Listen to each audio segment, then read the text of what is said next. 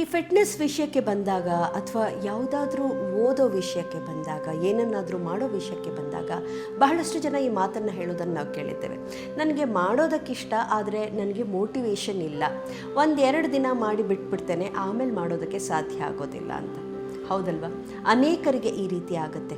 ಎಷ್ಟು ಹುರುಪಿನಿಂದ ಒಂದು ಕೆಲಸ ಶುರು ಮಾಡಿರ್ತೇವೆ, ಆದರೆ ಕೆಲವೇ ದಿನಗಳಲ್ಲಿ ಆಸಕ್ತಿ ಕಳ್ಕೊಂಡು ಅದು ಮತ್ತೆ ಬೋರಿಂಗ್ ಅನಿಸೋದಕ್ಕೆ ಶುರುವಾಗುತ್ತೆ. ನಾವು ನೆನ್ಪಿಟ್ಕೋಬೇಕಾಗಿರೋದು ಒಂದು, ಈ ಮೋಟಿವೇಶನ್ ಅನ್ನೋದು ಈ ಆ್ಯಪಿನ ಫಿಜ್ ಥರ. ಅದು 1 ದಿನ ಅಥವಾ 2 ದಿನ ನಮಗೆ ಏನಾದರೂ ಮಾಡೋದಕ್ಕೆ ಹುರುಪನ್ನು ತುಂಬೋದಕ್ಕೆ ಸಾಧ್ಯ. ಆದರೆ ನಮ್ಮನ್ನು ನಿರಂತರವಾಗಿ ಏನಾದರೂ ಮಾಡೋದಕ್ಕೆ ಪ್ರೇರಣೆ ಕೊಡೋದು ಒಂದು ಡಿಸಿಪ್ಲಿನ್, ಒಂದು ಶಿಸ್ತು. ಆದ್ದರಿಂದನೇ ಯಾವುದಾದ್ರೂ ಕೆಲಸವನ್ನು ನಮಗೆ ಇಷ್ಟ ಇದೆಯೋ ಬಿಟ್ಟಿದೆಯೋ ಇಲ್ವೋ, ಆದರೆ ನಾವು ನಿರಂತರವಾಗಿ ಮಾಡ್ತಾ ಹೋದಾಗ ನಿಧಾನವಾಗಿ ನಮಗದ್ರಲ್ಲಿ ಆಸಕ್ತಿ ಹುಟ್ಟೋದಕ್ಕೆ ಶುರುವಾಗುತ್ತೆ.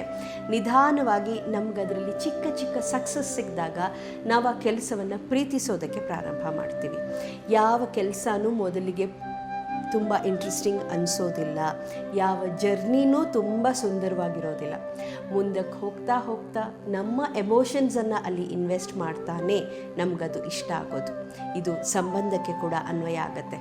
ಆದ್ದರಿಂದನೇ ಯಾವುದನ್ನು ದಿಢೀರಂತ ಇಷ್ಟಪಡೋದಕ್ಕೆ ಸಾಧ್ಯ ಇಲ್ಲ. ಟೈಮ್ ಕೊಡಿ ಮತ್ತು ಒಂದು ಡಿಸಿಪ್ಲಿನ್ ಇರಲಿ, ಆಗ ಎಂಥದ್ದೇ ಕೆಲಸವನ್ನು ನಾವು ಅಚೀವ್ ಮಾಡೋದಕ್ಕೆ ಸಾಧ್ಯ ಇದೆ.